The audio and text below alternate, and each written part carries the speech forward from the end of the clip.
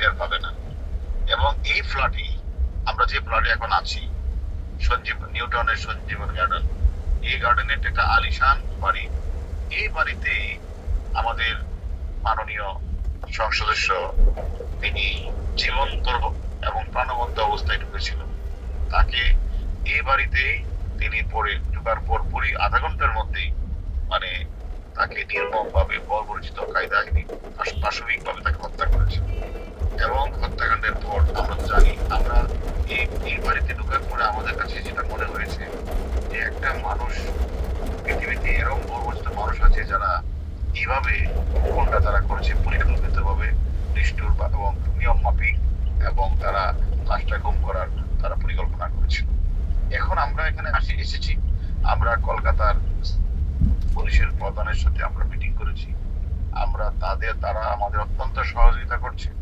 তাদের একজন আসামি আছে যার নাম জিহাদ, তার সাথে আমরা দুইবার কথা বলে তাকে বেরিয়ে করার জন্য তাকে আমরা আবার এই সঞ্জীবনা গার্ডেনে, যেখানে নিউটনের যে বাড়ির সাথে হত্যাকাণ্ড সংযুক্ত হয়েছে, সেখানে আমরা নিয়ে এসেছি। আমরা সেখানে দ্বিতীয়বার পরিদর্শন করে তাকে নিয়ে আমরা আবার যেখানে ডাম্পিং এর কথা বলেছে লাশটা, ওই বর্জ্যখাল, এই বর্জ্যখালে আমরা আবার গিয়েছি। প্রচন্ড বৃষ্টি, তারপর সেখানে আমরা গিয়েছি, সেখানে আমরা ঘটনাস্থল পরিদর্শন করেছি।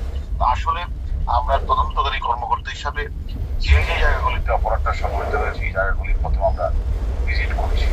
এবং ভিজিট করে আমাদের কাছে যেটা মনে হয়েছে এই যে তার যে মানে হত্যাকাণ্ডটি, এই যে এখন যে বাড়িটাতে আমরা এখন আছি, আলিশান যে ডুপ্লেক্স বাড়িটা, সে বাড়িটার মানে আমাদের কাছে এমন মনে হয়েছে যে আমাদের চোখের মধ্যে যেন ভাসছে এরকম যে ওই বাড়ি থেকে যেন এখনো যে মাননীয় সংসদ সদস্য বাঁচার জন্য আর প্রতিনিধি কান্ডনি করছে। আর যারা এই যে কেস বলে আমরা গিয়েছি, আমাদের এটাও মনে হয়েছে যে সন্ত্রাসীরা বা মানে এক্সিকিউশন দায়িত্ব তারা ছিল, তাদের যে তারা জীবনের আনন্দ উল্লাস বোধ এবং তাদের যে গভীর যে তারা অট্টহাসি, সেটা আমরা আমাদের চোখে ভাসছি।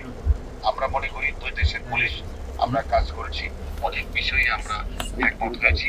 এবং আমরা যে তথ্যগুলি আমরা বাংলাদেশে যে ঘাতককে ধরেছি, সেই ঘাতকের কথায় এখানে আমরা ক্রস এক্সামাইন করে মিলানোর চেষ্টা করছি। এবং ম্যাক্সিমাম আমাদের যে এখানের যে আমরা যে তথ্যটি, এই তথ্যটি ম্যাক্সিমামে সত্যতা আমরা পেয়েছি।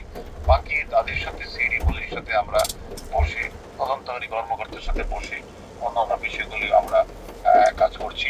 আমরা মনে করি অত দ্রুত সময় আমরা মনে করি